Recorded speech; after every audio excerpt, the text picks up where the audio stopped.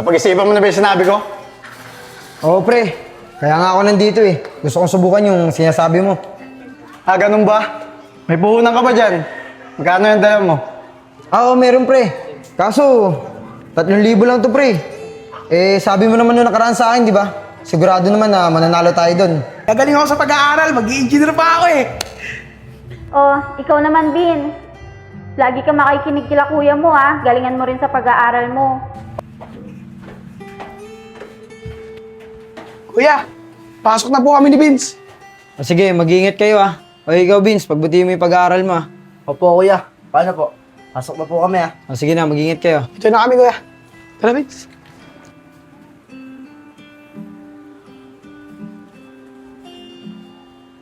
Napuntahan na nga si Kevin. Baka swertein ulit ako ngayon. Paring Kevin! Paring Kevin! Uy, Chef. Kala ko, di ka na darating eh. Sabi ko naman sa'yo kahapon, di ba? Babalik tayo. Pati pakiramdam ko, swerte ako ngayon. Ano, tara na. O sige, tara na. Napapasarap ka na sa abong ah. Mga swerte ah. Tara na.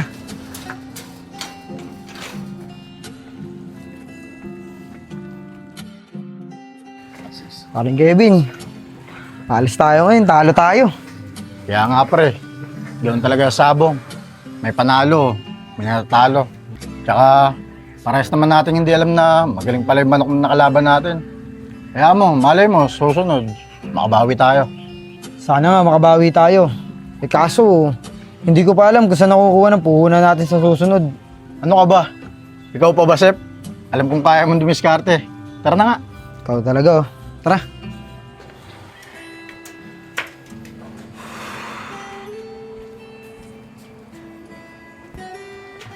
Malas naman, natalo ako. Naubos yung napanalunan ko kahapon. Ito yung panggastos namin. Damay pa.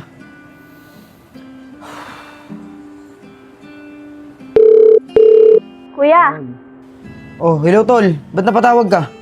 kasi kuya, may good news ako sa'yo. Oh, anong good news ba yan tol? Regular na ako sa trabaho ko, kuya.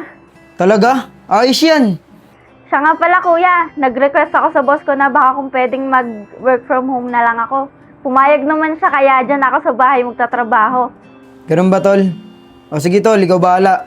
Ayos nga yan eh. Mababantayan mo na si Nico tsaka si Vince. Eh ako, bihira lang naman ako dito sa bahay eh. Kasi may sarili pamilya rin ako, di ba? Yun nga yung iniisip ko, kuya eh. Kaya gusto ko ring mag-work from home para nababantayan ko yung dalawa. Siya nga pala, kuya. Hindi ko masasabi sa'yo kung kailan ako uuwi ah. Gusto ko kasi sorpresa yung pag-uwi ko dyan. Ganun ba tol? O sige tol, ikaw bahala tol. Kuya, papasok na ako ah. O sige tol, ingat ka ah. Sige kuya, ingat din kayo dyan. Sige.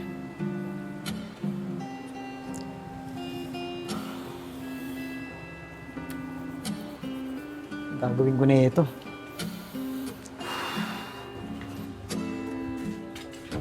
Uy, Chong. Nandiyan ka pala. Uy, Vince! Ba't ngayon ka lang nagpakita? Vince, yari ka talaga kay ma'am.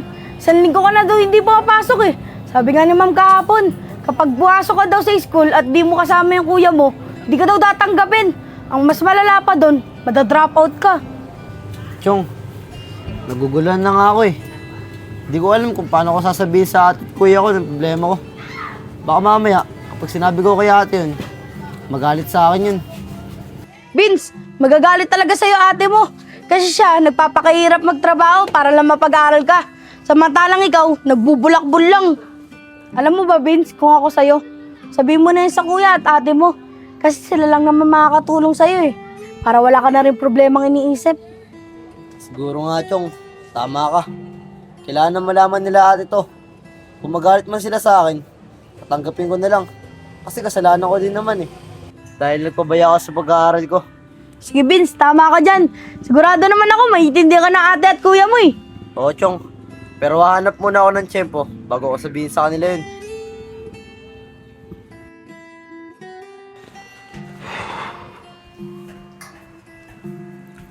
Pagkain na kaya. Ang ulam ah. May kanin na kaso walang ulam. Ito, may 100 pa ako. Makabili na muna.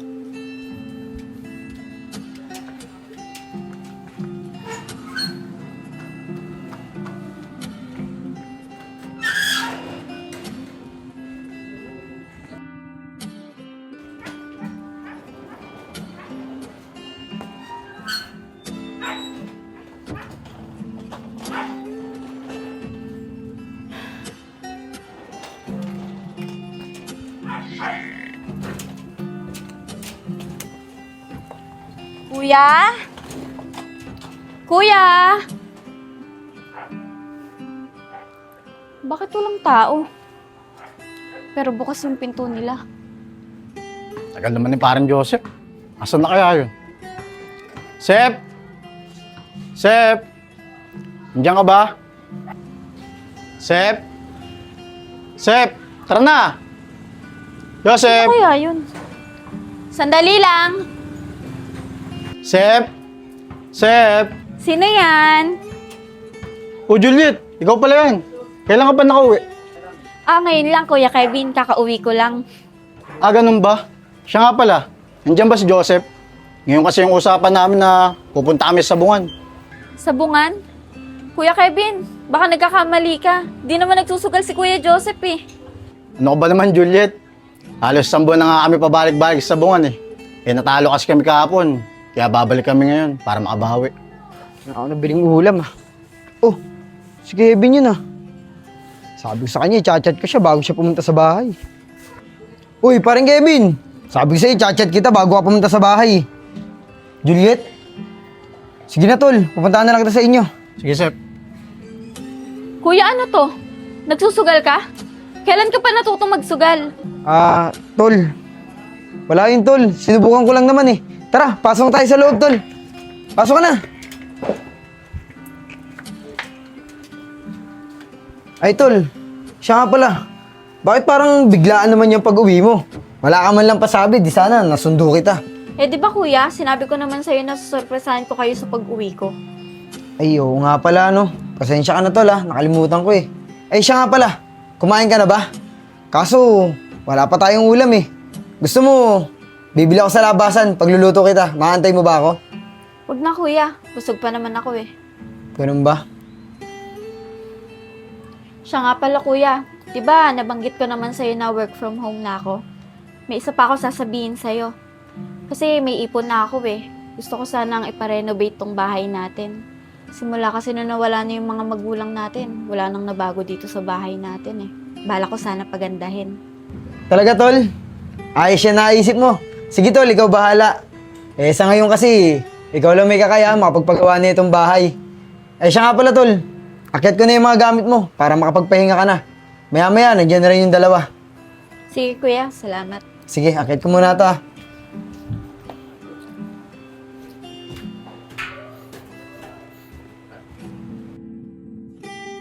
Vince, bilisan mo dyan, baka malate ka pa! Opo ate, andyan na po.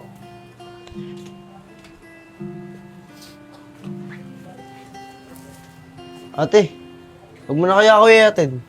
Binata na ako. Atid mo pa ako. Vince, ano ka ba naman? Ang tagal-tagal kong wala dito, ngayon lang kita ihahatid, tapos ayaw mo pa. Tara na, bilisan mo. Ate, huwag mo na kaya ako iatid. Kaya ko naman eh. Ano ba, Vince? Ano bang problema mo? Ba't kanina mo pa ayaw magpahatid? Ate, aamin na po ako. Ate, bumagsak po ako. Simula po nang bumagsak po ako, tinamad na po ako pumasok. Dahil sa hindi ko po pagpasok, na-drop out po ako. Anong sabi mo? Na-drop ka? Bakit hindi mo sinabi agad sa akin? Ate, natakot po kasi ako sa inyo eh. Nakapag nalaman niyo po, magalit po kayo sa akin. Ano ka ba naman, Vince? Kung sinabi mo sa akin na mas maaga, sana nagawan ko ng paraan. Para saan pa yung mga binibigay kong baon sa'yo kung hindi ka rin naman pumapasok? Sa susunod na school year, enroll kita at papasok ka ulit. Ipangako mo sa akin na mag-aaral kang mabuti.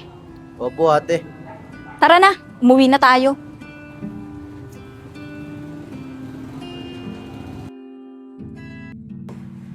Ay tol, lalabas lang ako saglit. Pupunta akong Talipapa, bibili ako ulam, magluluto ako. Ay kuya, pwede bang ako na lang bumili ng ulam? Ako na lang yung magluluto. Miss ko kasi magluto eh. Ganun ba? O sige tol, ikaw bahala. O ito pambili oh. Ay, hindi na kuya. May pera pa naman ako dito. Tago mo na lang yung pera mo. O sige tol, salamat ah. Sige kuya, alis na ako. Sige, mag-iingat ka dyan sa labas ah. Sige kuya.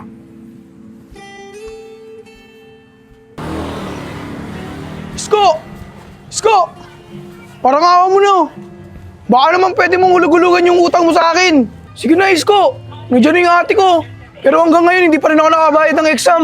Nico, ang kulit mo din eh, no? Hindi ka pa titigil ng pangungulit sa akin. Sinabi nga wala pa akong pera eh. Isko, hindi naman ako mangungulit eh, kung hindi ko kailangan eh. Teka, si Nico to ah. Nico, hindi ka pa titigil ng pangungulit sa akin. Siguro, mas maganda. Sabihin ko sa ate mo na nakabuntis ka. Total, nandiyan naman ang ate mo eh. Isko, parang awa mo na. Huwag mong gagawin yan. Magagalit sa akin ate ko. Nico, totoo ba yung mga narinig ko? Ate, sorry. Ipapaliwanag ako. Umuwi ka sa bahay. Mag-uusap tayo. Ate, sorry. Kasalanan mo to eh.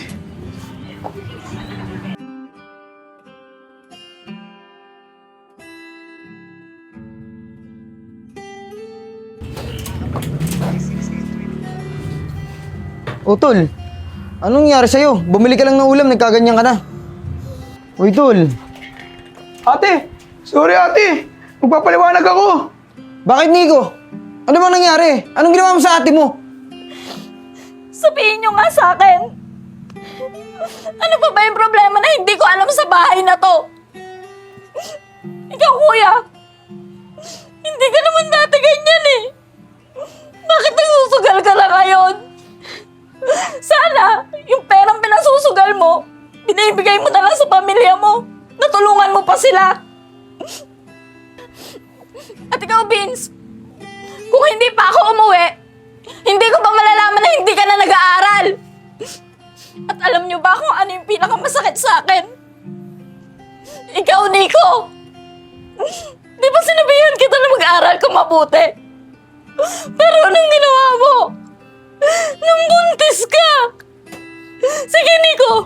Sabihin mo sa akin, paano mo bubuhayin yung magiging pamilya mo wala ka namang maayos na trabaho? Pero alam nyo, matagal ko nang tinanggap sa sarili ko na responsibilidad ko kayong lahat. Pero sana naisip nyo na tao lang din ako. Napapagod at nasasaktan din. Alam nyo, kinalimutan ko na nga yung sarili ko eh. Kasi mas inuuna ko kayo. Pero yung responsibilidad ko sa inyo bilang ate, hindi ko yung kinalimutan kahit kailan. Alam nyo, sawa na ako intindihin kayo. Pagod na ako. Siguro, panahon na para sa sarili ko naman yung piliin ko.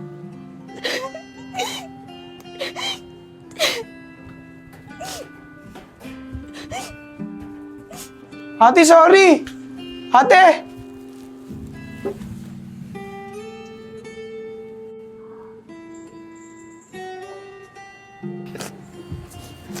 Ate, huwag niyo po kaming iwan. Vince, bitawan mo ako. Ate, huwag ka po Sabi ko bitawan mo ako eh. Ate. Ate.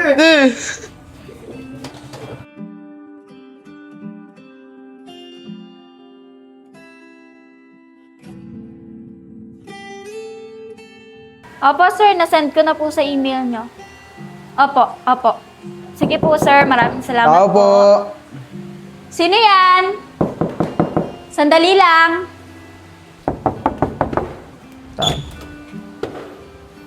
Tol, gusto sana namin humingi ng tawad sa'yo.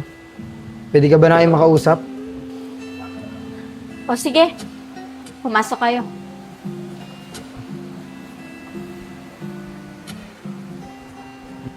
Tol, kaya nga pala kami nagpunta dito para humingi ng tawad sa'yo. Tol, pasensya ka na kung hindi namin nakita yung mga sakripisyo mo at halaga mo bilang kapatid. Ate, sorry. Napakalaki ng kasalanan ko sa'yo. Pero hayaan mo, te. Kahit nakabuntis ako, tutuloy ko pa rin yung pag-aaral ko hanggang sa makatapos ako. Ate, miss na po kita. Umuwi ka na po sa bahay. Pinapangako po sa'yo, ate. Sa susunod pa na makapasok po ulit ako. Pagbubutihin ko na po ulit yung pag-aaral ko. Alam nyo, hindi naman ako umalis dahil ayoko na sa inyo eh.